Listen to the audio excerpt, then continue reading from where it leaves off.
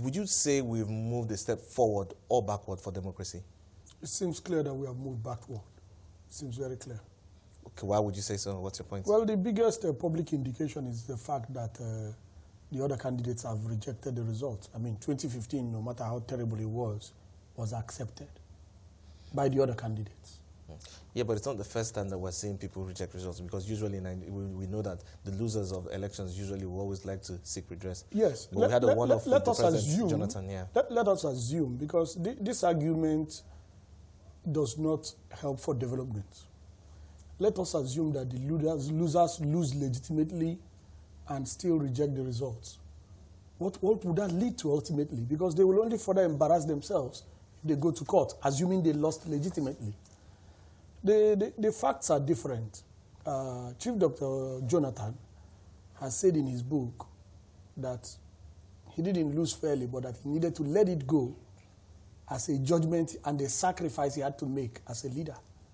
So does that mean it was an acceptable election? I ran in that election, and I rejected it publicly and completely, and I gave the evidence. The issue here is that it is actually difficult to nullify a presidential election based on evidence. It is actually difficult. Why so? Because of the requirements of the law. Now, for Anambra State, where P2B was rigged out, if we use that your principle that losers always reject the result, P2B would not have been governor for 2 terms. But he went to court. He was able to recover the mandate. In Edo State, Osumbo became governor. The court removed him because he didn't win. So if we have this attitude that losers always complain, they are losers, that cannot help the integrity of the process. And if you're asking for improvements in democracy, democracy requires transparency. Now, if the winner cheats and you uphold it, what you have done is that you have upheld fraud and injustice. So it must not be upheld if the winner, in quotes, cheats.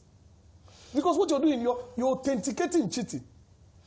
But when you look at the magnitude of a country like Nigeria, you look at the amount of polling units, over 176,000 polling units, give or take, we know that, yeah, it's very difficult to run a spotless, run spotless elections where there will be no incidences in no polling unit. You're right. And I want to believe that there are mechanisms in place to address some of these issues that are raised.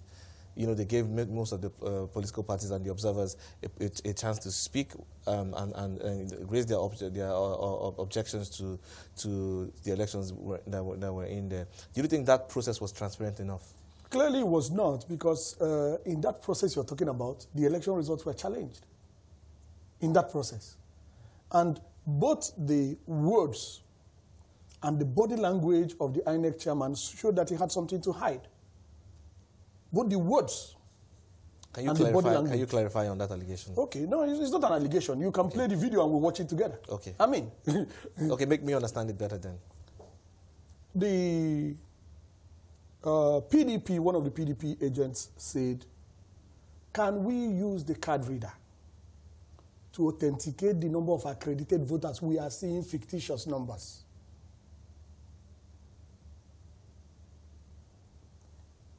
The representative of the ruling party jumped up and said that is an inquisition. Who is afraid of an inquisition? Does that not help transparency? And say they cannot accept that.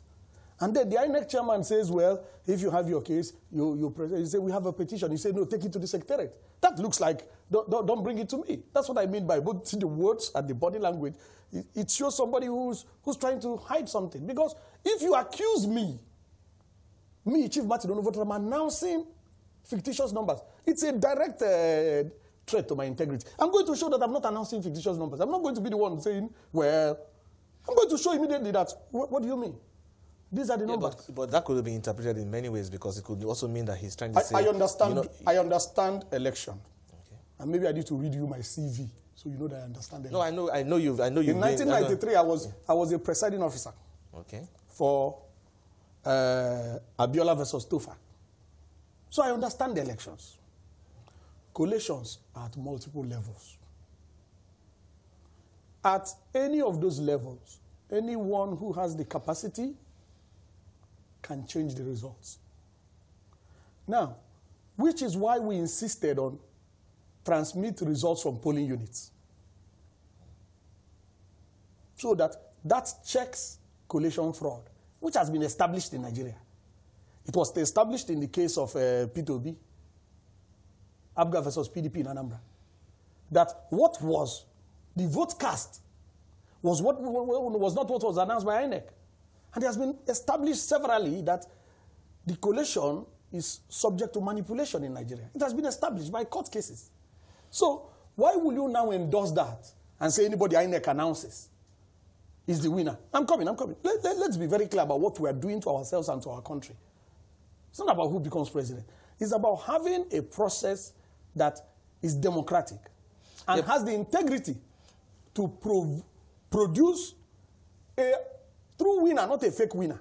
But in that same process, so if you feel aggrieved, yes, there's a process by law sure, with which you can make sure, your case known, sure, file a suit, sure, and then they go to the tribunals. Oh yeah, yes, you're right. Are you saying that in the event that it gets to the tribunal, that process is still not a valid process as well? No, that's what we're saying. We're saying since it is contested, it needs to be validated. That's what we're saying.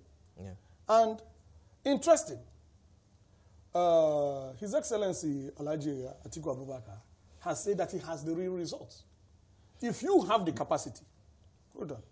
But his results can also be questioned. No, we're saying, hold on. Yeah. Anything can be questioned. Okay. That you're sitting here can be questioned. But to what end? When P2B went to court against the PDP in Anambra, he was APGA's candidate. The PDP, of course, said, oh, we won. Oh, we have a certificate return. Oh, we have a final official result. It was all fraudulent. The courts have demonstrated that. Okay. And the PDP even admitted that those were not authentic numbers. Okay. Right now, other entities who claim to have collated have published 14-point-something million in favor of the PDP, 12-point-something million in favor of the APC, showing that the PDP won. We need to verify and know who won. And then there should be punishment for who cheated.